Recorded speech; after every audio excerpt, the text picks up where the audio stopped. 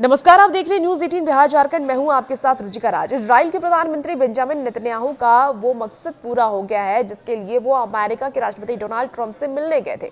माना यह जा रहा है कि ट्रंप ने इजराइल को ईरान पर फिर से हमले की धमकी दी है। तो सवाल यही है कि क्या नेतन्याहू के इजराइल वापसी के बाद ईरान पर हमले का दूसरा चरण शुरू होने जा रहा है? क्या ये हमला अगले 48 घंटे में होने वाला है? 11 जुलाई 2025 इसी तारीख को इजरायली प्रधानमंत्री बेंजामिन नेतन्याहू का अमेरिकी दौरा खत्म होने वाला है। कुछ घंटों के अंदर ही नेतन्याहू अमेरिका से इजराइल लौटने वाले हैं। माना यह जा रहा है कि नेतन्याहू की वापसी के बाद ईरान पर फिर से हमले शुरू हो सकते हैं और अगले 48 घंटे में ईरान फिर दहल सकता है। ईरान पर हमले का खतरा इसीलिए बढ़ गया है क्योंकि ट्रंप और नेतन्याहू ईरान पर आक्रामक ब्लूप्रिंट तैयार कर चुके हैं। नेतन्याहू जब वॉशिंगटन गए थे तभी यह साफ हो गया था कि वो ट्रंप से ईरान पर हमले की अनुमति मांगेंगे। अब जबकि नेतन्याहू का दौरा पूरा हो गया है तो ये माना जा रहा है कि अमेरिकी राष्ट्रपति डोनाल्ड ट्रंप ने बेंजामिन को ईरान पर हमले की हरी झंडी दे दी है। अमेरिका ने इजराइल को ईरान पर अटैक करने की इजाजत दे दी है और इसके संकेत इस बात से भी मिल रहे हैं कि पिछले 24 घंटे में वॉशिंगटन में सब कुछ वैसा ही हो रहा है जैसा पिछले बार हमले में हुआ था। पिछले 24 घंटे में ट्रंप और नेतन्याहू के बीच 2 बार आपात बैठक हुई और इस बैठक के बाद बेंजामिन नेतन्याहू अमेरिका के रक्षा मंत्री से मिले।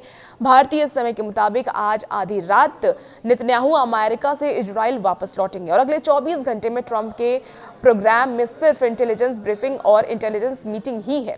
ट्रंप पिछली बार ईरान पर हुए हमले से पहले भी इसी तरह के शेड्यूल में थे।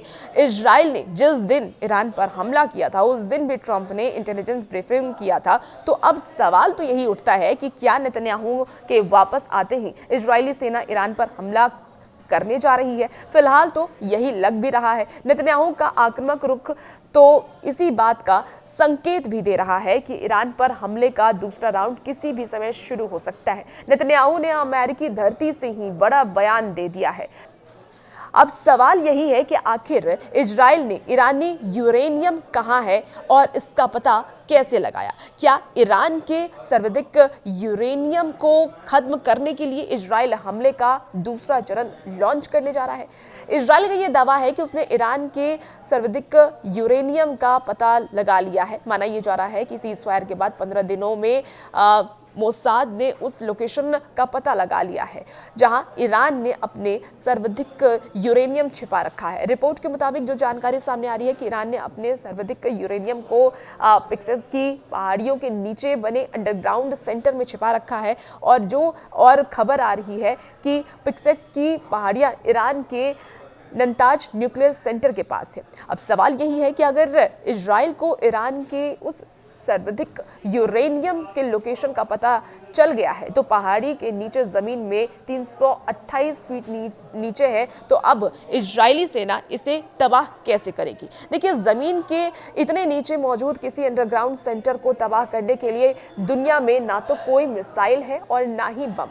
अगर होता तो पिछले हमले ही अमेरिका ने ईरान के अंडरग्राउंड एटमी सेंटर को तबाह कर दिया होता। अब सवाल ये भी उठता है कि क्या अब इजरायली सेना ईरान के अंडरग्राउंड एटमी ठिकानों के अंदर घुस करके ऑपरेशन चलाएगी? इन सवालों के जवाब हमें वक्त आने पर ही मिलेगा। लेकिन सच ये है कि इस बार भी हमले की वजह ईरान की एटमी तैयारी ही बनेगा और इजराइल बार बार आरोप ये लगा रहा है कि ईरान अपना एटमी कार्यक्रम नहीं कर रहा है। लेकिन सच ये है कि इस बार भी हमले की वजह ईरान की एटमी तैयारी ही बनेगा। इजराइल बार बार ये आरोप लगा रहा है कि ईरान अपना एटमी कार्यक्रम नहीं रहा है और अमेरिका इस बात से भड़का हुआ है कि ईरान अपने एटमी मिशन की निरीक्षण नहीं करने दे रहा है।